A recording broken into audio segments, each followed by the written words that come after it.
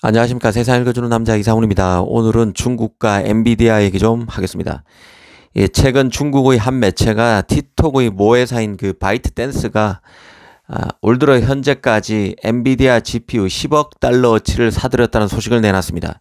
이 한 개 기업이 올 들어 10억 달러라는 어마어마한 규모의 GPU를 주문했다는 것도 놀랍거니와 이 때문에 젠슨항이 중국 시장을 버리는 것은 잘못된 선택이라고 미국 정부를 타박했나라는 생각도 들었습니다. 이 내용의 그 진실 유무와 별개로 이 소식을 세부적으로 파고 들어가면 지금 반도체를 둘러싼 미중 갈등에서 여러 시사점을 얻을 수 있다는 생각입니다. 일단 그 내용부터 보겠습니다. 이번에 나온 올 들어 지금까지 판매됐다는 10억 달러의 숫자부터 보겠습니다. 이 10억 달러가 이미 중국 측에 전달된 GPU만을 포함하는 숫자인지 아니면 아직 중국 측으로 넘어가진 않았지만 주문까지 포함된 것인지는 불분명합니다. 하지만 10억 달러라는 숫자는 이 바이트댄스가 지난해 엔비디아와 거래한 GPU 물량을 이미 추월한 규모입니다. 올 들어 반년도 지나기 전에 지난해 전체 수요를 넘어설 만큼 그 GPU 수요가 폭발적임을 짐작할 수 있게 만듭니다. 이 중요한 것은 어떤 GPU가 바이트댄스로 넘어갔는가인데요. 그 미국 정부는 AI 산업에서 중국 굴기를 막기 위해서 최첨단 GPU인 암페어 100인 A100 그리고 호퍼 100인 H100의 중국 수출을 금지한다고 발표했었습니다. 그 A100은 TSMC의 7나노, 그 H100 그 호퍼 100은 TSMC의 5나노에서 만드는 GPU입니다. 엔비디아는 이 미국 규제를 피하기 위해서 일부러 스펙을 크게 낮춘 그 A800, H800을 내놓고 있습니다.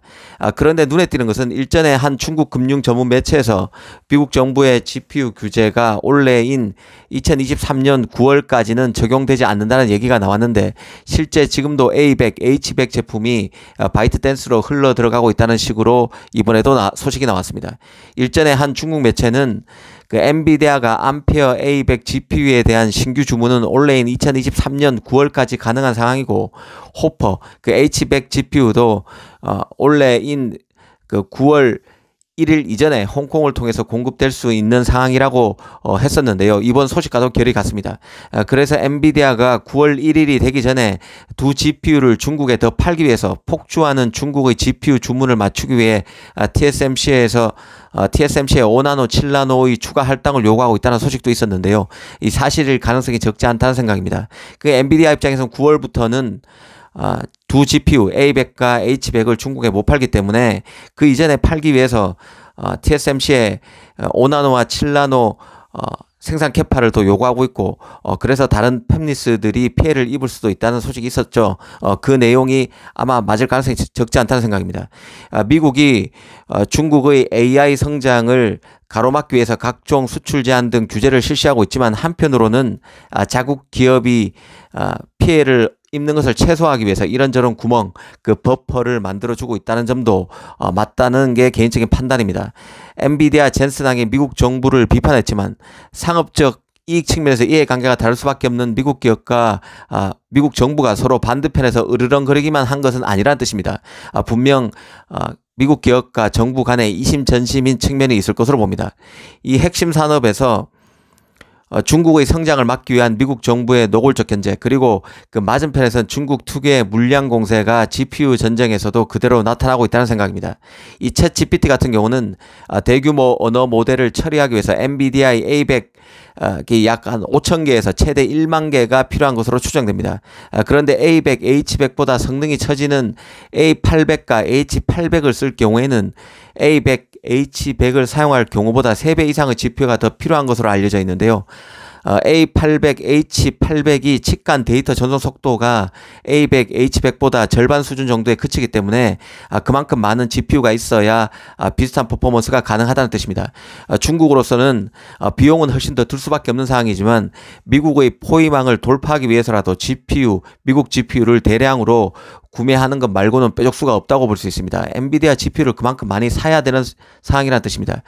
실제로 중국 기업들은 다양한 GPU를 조합해서 거대한 데이터를 처리하는 방법에 도전하고 있는데요. 이런 방법은 미국 기업은 거의 시도하지 않는 방법입니다.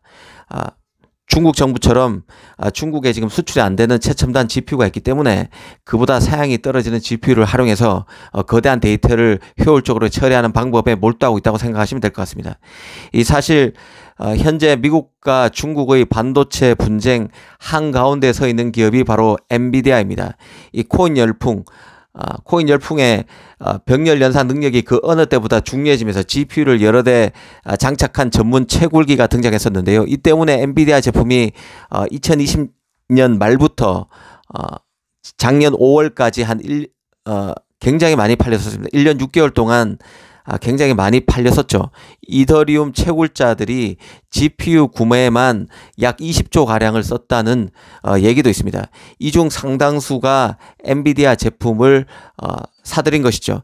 이제는 그 생성형 AI가 등장하면서 엔비디아가 다시 뜨고 있는 상황입니다. 대규모 연산을 수행할 수 있는 GPU는 AI 딥러닝, 그 심화학습에 적합한데 엔비디아의 고성능 GPU가 가장 탁월한 성능을 보여주는 것이죠. AI 산업에 뛰어들려면 엔비디아가 일찌감치 조성한 생태계 속에서 머물 수밖에 없는 환경입니다. 그래서 엔비디아는 중국 시장이 더 아쉬울 수밖에 없고 미국 정부의 쓴소리도 날렸지만 실상은 미국 규제 덕분에 중국에 더 많은 GPU를 단기에 몰아서 팔아치우고 있다고 봐도 무방한 상황으로 보여집니다. 이 겉으로 보이는 것과 실제 일어나고 있는 현상 간에는 속사정이야 어찌됐든 괴리가 상당히 있다는 뜻입니다.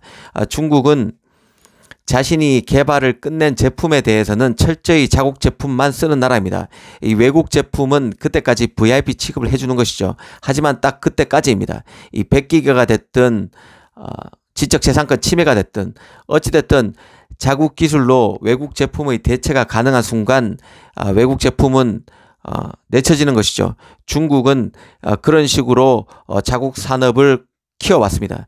이 큰 틀에서 보면 미국과 중국 간 이 반도체 전쟁, 칩 전쟁도 그런 관점에서 큰 틀에서 이해하시면 될 것 같습니다.